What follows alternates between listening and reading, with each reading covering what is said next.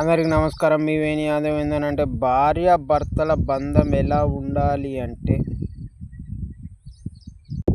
భార్యను భారంగా కాకుండా బాధ్యతగా చూసుకోవాలి. అలా చూసుకున్నట్టు అయితే ప్రతి బంధం బలంగా ఉంటుంది. ఎంత బరువైనా కానీ జీవితం చాలా సుఖంగా కొనసాగుతుంది. మిత్రమా, గుర్తుపెట్టుకోర్రి. ఎవరినో కాదని ఎక్కడనో పుట్టి ఎక్కడనో పెరిగి నిన్ను నమ్మి వచ్చిన భార్యను మాత్రం మోసం చెయ్యకండి మిత్రమా. 18 సంవత్సరాల దాకా ఒగెత్తు, తర్వాత ఉన్న వయసు మొత్తం నిన్ను నమ్ముకొని వచ్చింది మిత్రమా.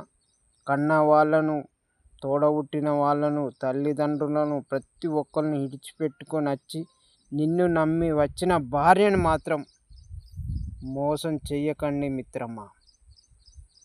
నిన్నే సర్వస్వంగా నమ్మిన భార్య మాత్రం నువ్వే దిక్కు అనుకొని, నువ్వే తోడు అనుకొని, అన్నీ నువ్వే అనుకొని నిన్ను నమ్మినప్పుడు నువ్వు మోసం చెయ్యకు మిత్రమా భార్యను మాత్రం. మీ వేణి యాదవ్.